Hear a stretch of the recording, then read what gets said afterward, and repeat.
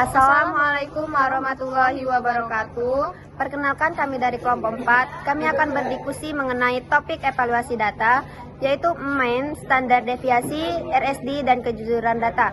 Sebelum memasuki sesi diskusi, izinkan kami perkenalkan nama kami terlebih dahulu. Saya Triana Febrianti dan rekan saya adalah Puji Rahayu. Selamat menyaksikan. Dalam analisis kimia lingkungan itu persen RSD-nya itu yang baik kurang dari 5%, bahkan bisa kurang dari 2%. Nah, sedangkan data kita itu menghasilkan 25%, yang menunjukkan berarti presisinya sangat buruk dengan data yang tidak konsisten. Bagaimana cara kita menilai presisi dengan persen RSD yaitu 25,2%? Kalau menurut aku sih, cara kita menilai presisi dengan persen RSD yang kamu sebutin nilainya 25,2% itu bisa presisinya sangat rendah, terdapat variabilitas besar, kemungkinan ada kesalahan instrumen, kesalahan prosedur, kontaminasi, dan bahkan outlier ekstrim. Itu datanya tidak dapat langsung dipercaya.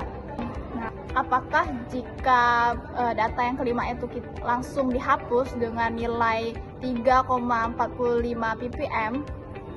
Untuk data kelima itu yang dengan nilai 3,45 ppm itu sangat jelas berbeda jauh.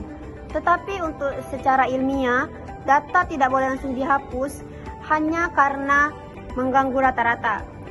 Itu harus dilakukan uji statistik yang berupa bisa t-test dan bahkan group test. Jika data itu langsung dihapus, itu sama saja kita dinamakan itu manipulasi data, melanggar etika ilmiah, dan bahkan berpotensi membahayakan lingkungan. Karena jika nilai data yang kelima itu 3,45 ppm itu benar, berarti limbah melebihi batas 2,50 ppm. Dan bahkan jika tanpa data kelima yang dengan min barunya 2,11 ppm itu terlihat sangat aman. Namun ini contoh bias konfirmasinya, yaitu membuang data yang tidak sesuai harapan. Ini kalau kita sebagai analisis kimia lingkungan itu, menurut kamu bagaimana sih kaitannya dengan etika profesi analisis? Kalau kita sebagai analisis kimia lingkungan itu, tanggung jawab utamanya itu bisa berupa kebenaran data, tapi bukan berarti menyenangkan manajer, juga bukan menyelamatkan perusahaan, tapi kita melindungi masyarakat dan juga lingkungan. Menghapus data tanpa dasar statistik itu sama dengan pelanggaran integritas ilmiah. Kalau dampaknya itu bisa apa saja sih kalau menurut kamu?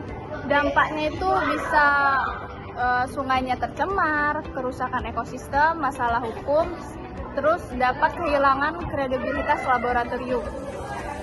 Dan ketika etika profesi itu menuntut, bisa terjadi objektivitas, transparansi, kemudian dokumentasi lengkap, kejujurannya ilmiah. Gitu. Oke. Terima kasih. Sekian video diskusi dari kelompok kami akhiri. Wassalamualaikum warahmatullahi wabarakatuh.